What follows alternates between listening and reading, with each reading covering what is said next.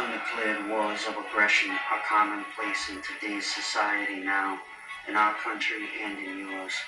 Our governments engage in preemptive strikes that result in unjust and unnecessary wars that in turn take on lives of their very own.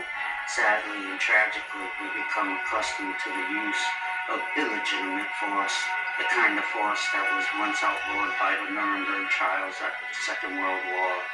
We choose not to question our authority and choose to follow them blindly. We should stand up for our country and protect our rights. Any society that sacrifices a little liberty for additional security will deserve neither and will lose both. What if it becomes dangerous to have conversations? What if your neighbors refuse to help you when something goes wrong? What if to protect your country you must abolish or alter your own government? Is it better to die on your feet or to live a life on your knees? What if the time to fight for your country is now? I'm Frank Burke. This is the Frankincense Experience. Political commentary. Share what you know. The time is now. Join the experience.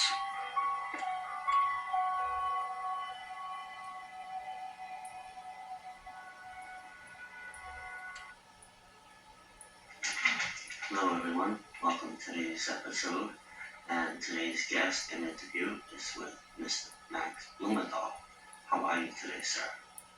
What do you think about what's going on today and the certain political force that seems to be pulling Trump in their certain direction?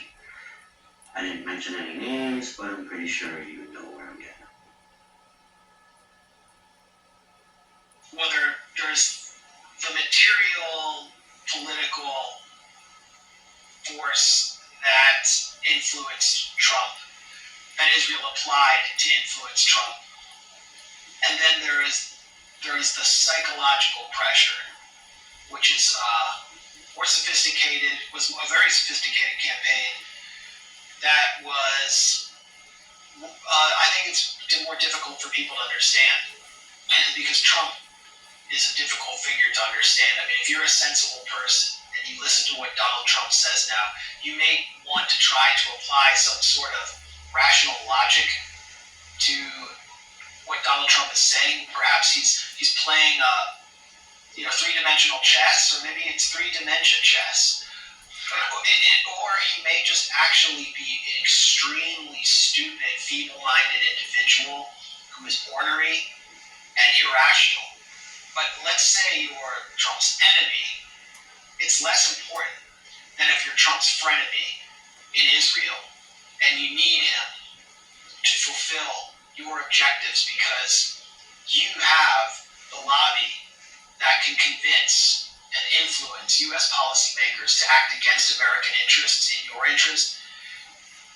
But Donald Trump is an enigmatic figure, less stable and predictable than a Bill Clinton or even a Barack Obama. However, Trump offers this massive opportunity because he's totally transactional, and he is someone who entered politics essentially to make a profit. So the Israelis were working Trump through their cutouts. Many of the figures that came out of the mega group that was launched in the 1990s to support Benjamin Netanyahu's campaigns and various pro-Israel objectives internally inside the U.S., who are like 12 to 20 billionaires. Netanyahu had a handwritten list of billionaires that he drew up to support his campaign back in 1996. So you have those. The most important figure would have been Sheldon Adelson, who's succeeded by his wife, his widow, Miriam Adelson. There are other figures like Paul Singer, who was sort of more of a mainstream neoconservative Republican. He had a gay son, so he was hostile to the Christian right, but he liked the Republican Party because he is a vulture capitalist who wants to pay very low taxes. He backed the entire career of Marco Rubio alongside the Adelsons, and Singer eventually got in with Trump when Trump made certain promises, which are now coming to bear right now in Iran and the West Bank and elsewhere. Singer's an Israel First guy. Other smaller figures, Ike Perlmutter, Bernard Marcus, We know these names, and it's obvious, Trump doesn't even hide this, that they are essentially bribing him through our corrupt campaign finance system to allow Israel to de facto annex the West Bank, commit genocide in Gaza, punish the International Criminal Court for attempting to hold Israel's military and political leadership to account for these crimes, and everything else, all the way up to war with Iran. And then you had Donald Trump, the man, who had to be manipulated, and I assume the Mossad and other forces within Israeli intelligence were seeking to first decode the enigma of Donald Trump's psychology and then to exploit it, as they do with all of their targets, whether they're targeting them for assassination or targeting them for an influence campaign.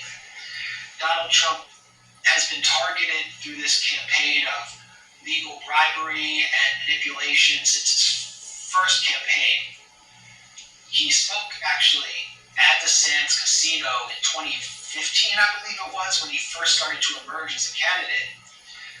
This is the casino owned by Sheldon Adelson in Las Vegas for the Republican Jewish Coalition, which is a cipher for all the money from the right-wing Likudnik billionaires in the U.S., principally Adelson money.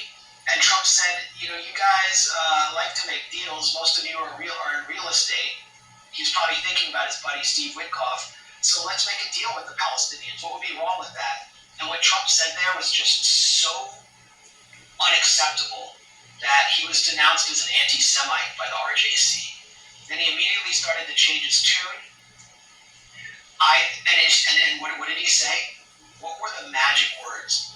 We're getting ripped off by the Iran deal that Barack Obama signed, and we're giving the Iranians and the mullahs hundreds of billions of dollars. This was, of course, a humongous lie. We were just unfreezing money that had been stolen, essentially held up in international banks through sanctions. And Trump hammered this message again and again, and it was like a Likudnik bat signal to Adelson and all the billionaires of the mega group that they could now support him. And suddenly he began to surge forward. He was making deals behind the scenes through his son-in-law, Jared Kushner, who understood this world very well through his own family. Charles Kushner, the Kushner Foundation, was supporting some of the most radical settlements in the West Bank, supporting exclusively right-wing Likudnik-oriented activities. The Kushner family was close friends with Netanyahu when he was opposition leader in Likud. Netanyahu would come over to their house, and young Jared would have to get out of his bed and sleep on the couch so Netanyahu could have a guest room. I could go into the Kushner family for the next hour, but he was the fixer who helped align Donald Trump with this Zionist billionaire class. Donald Trump enters office. Israel starts pushing Trump to, first of all, he rips up the Iran deal, so that was a major win. He announces the Abraham Accords, which is intended to encircle Iran with a Sunni alliance of family dictatorships in the Gulf. Seated in the front row, the Adelsons and Jared Kushner. It was all pretty clear what the agenda was.